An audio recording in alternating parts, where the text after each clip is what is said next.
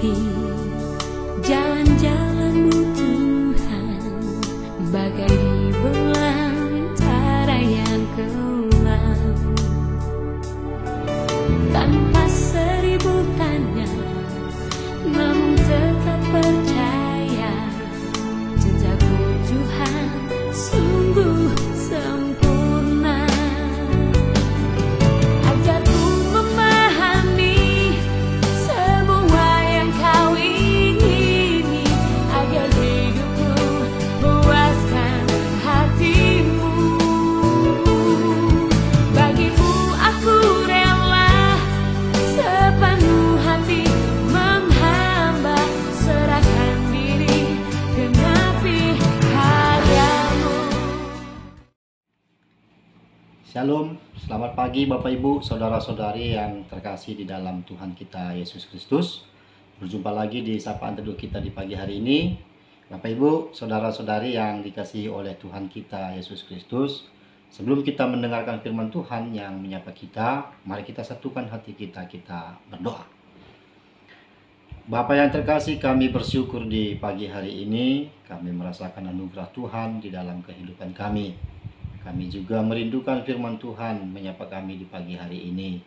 Berbicaralah kepada kami ya Tuhan, demi Kristus Yesus kami berdoa.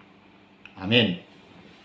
Bapak Ibu saudara-saudari yang terkasih di dalam Tuhan kita Yesus Kristus, firman Tuhan yang menyapa kita di pagi hari ini diambil di dalam kitab Pengkhotbah. Diambil di dalam kitab Pengkhotbah pasal 3 ayat 21. Mari kita buka Alkitab kita. Kami akan membaca firman Tuhan untuk kita sekalian. Beginilah bunyi firman Tuhan, Pengkhotbah 3 ayat 21. Siapakah yang mengetahui apakah napas manusia naik ke atas atau napas binatang turun ke bawah bumi? Bapak Ibu, saudara-saudari yang terkasih di dalam Yesus Kristus, secara garis besar dalam kitab Pengkhotbah pasal 3, khususnya mulai pasal 16, Pengkhotbah sedang mengajukan sebuah pertanyaan yang sebenarnya tidak membutuhkan jawaban dari kita sebagai pembaca. Tetapi yang diharapkan adalah sebuah perenungan bagi yang membacanya. Di dalam retorik yang disampaikan oleh pengkhotbah, sepintas memang secara manusia kita merasa hina karena kita dibandingkan dengan makhluk lain, yaitu dalam tanda petik binatang. Walaupun sebenarnya Bapak Ibu saudara-saudari yang terkasih, kita tidak perlu merasa hina karena merupakan sama-sama makhluk karya Allah. Apa sebenarnya yang ingin disampaikan oleh kitab Pengkhotbah ini kepada kita, khususnya kita yang membaca pada saat ini? Jika kita melihat dan membaca mulai ayat 16, Bapak Ibu, sebenarnya kitab ini sedang mengkritisi situasi atau realita kehidupan yang ia saksikan.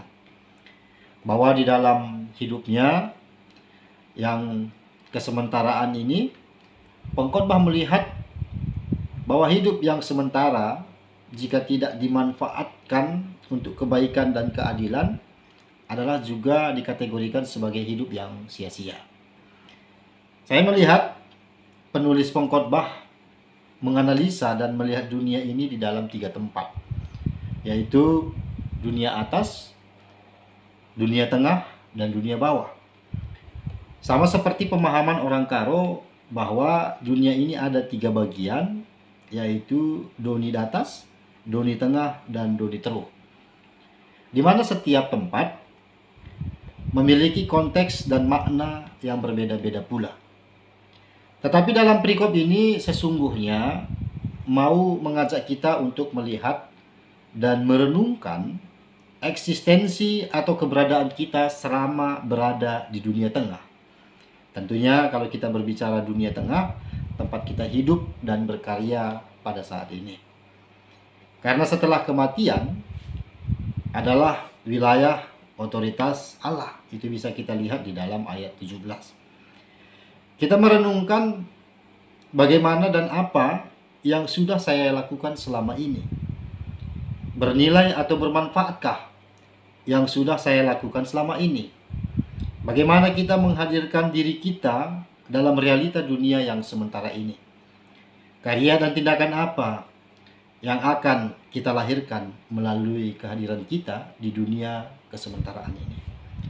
Ini adalah sebuah pertanyaan-pertanyaan yang dapat kita pertanyakan di dalam diri kita. Bapak, Ibu, saudara-saudari yang terkasih di dalam Tuhan kita Yesus Kristus, secara mendalam firman Tuhan yang menyapa kita di pagi hari ini mengajarkan kita tentang sebuah waktu, bahwa segala sesuatu ada waktunya di bawah matahari. Orang yang bijaksana adalah orang yang betul-betul mengetahui bagaimana dan apa yang harus dia lakukan selagi masih ada kesempatan, dan juga akan berusaha membawa diri kepada sesuatu yang bernilai dan berguna bagi orang lain. Mungkin sering melihat ada begitu banyak ketidakadilan di sekitar kita. Ada yang menindas dan ada yang tertindas. Tentunya ada yang menindas, ada yang tertindas. Ada yang berkuasa terhadap hak orang lain. Ada yang membenarkan kesalahan karena memiliki kuasa. Atau mungkin tanpa kita sadari kita juga pernah tidak adil kepada orang lain.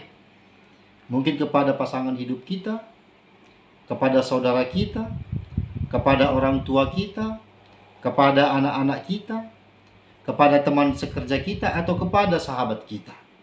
Bisa saja ada yang merasa tersakiti karena kita, merasa tertindas karena kita, atau merebut yang bukan selayaknya menjadi hak kita.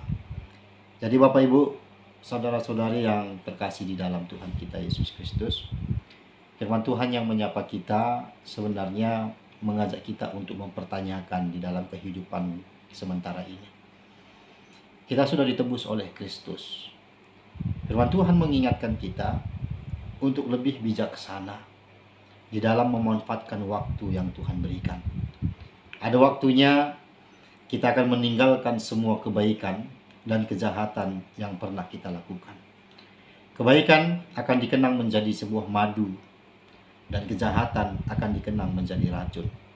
Mari kita bersama-sama menggunakan waktu untuk menjadi berkat bagi orang lain, sehingga yang kita tinggalkan adalah madu yang memiliki rasa yang begitu bermanfaat untuk kesehatan tubuh manusia. Firman Tuhan telah menyapa kita, mengingatkan kita, anugerah keselamatan di dalam Yesus Kristus telah kita terima, dan itulah yang mengubah cara hidup kita lebih bijaksana di dalam memanfaatkan waktu, berkarya dan berguna bagi orang lain. Tuhan memberkati kita di pagi hari ini dalam setiap aktivitas yang kita kerjakan, sehingga terpuji termulia nama Tuhan. Amin. Mari kita bersatu di dalam doa. Kita berdoa. Ya Tuhan Allah Bapa kami yang bertahta di dalam kerajaan sorga, kami bersyukur buat firman-Mu yang menyapa kami di pagi hari ini. Kami diingatkan bahwa hidup ini adalah kesementaraan. Dan kami diingatkan untuk merenungkan bagaimana memanfaatkan waktu yang ada.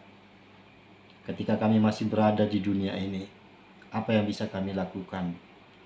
Ketika kami menerima anugerah dari Tuhan, keselamatan dari Tuhan, respon apa yang bisa kami berikan bagi dunia dan bagi sekitar kami? Karena pada saatnya nanti kami akan meninggalkan dunia ini. Tuhan berkati kehidupan kami semua. Pada kesempatan ini kami berdoa buat semua pertua diaken emeritus kami yang ada di seluruh GBKP, dan secara khusus yang ada di wilayah pelayanan Klasis Jakarta Kalimantan. Tuhan memberkati semua pertua emeritus kami. Begitu juga Tuhan memberkati diaken emeritus kami.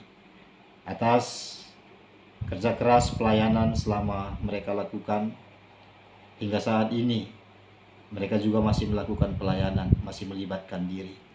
Biarlah kiranya kehadiran mereka tetap menjadi terang, kehadiran mereka bisa menjadi teladan, dan kehadiran mereka bisa menjadi guru hikmat bagi jemaat Tuhan, begitu juga bagi serayan Tuhan, sehingga Tuhan di dalam kehidupan kami bergereja, nama Tuhan dimuliakan. Engkau berkati kesehatan mereka semua, Engkau berkati keluarga mereka. Bapa, terpujilah Engkau di dalam kehidupan kami, kini dan selama-lamanya. Dan kami akan tutup doa ini seperti doa yang Tuhan ajarkan kepada kami.